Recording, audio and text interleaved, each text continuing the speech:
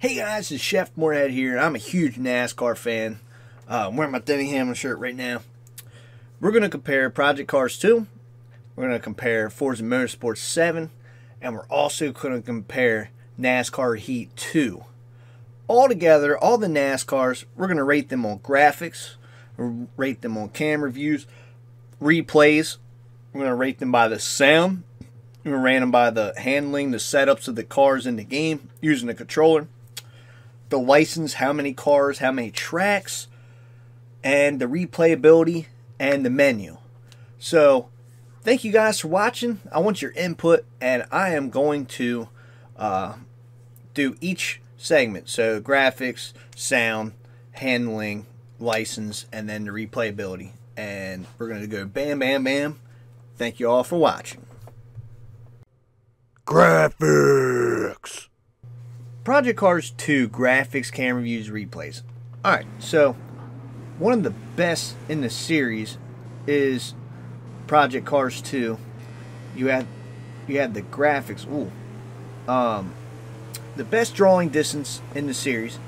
You also have the best cockpit view so far. Whoa, the glare is insane. There's a little bit of graphic glitches in this game, which I don't know if they're working on. But the camera view, you got a helmet, you got a cockpit. You also have a hood cam, which you can't really see too much.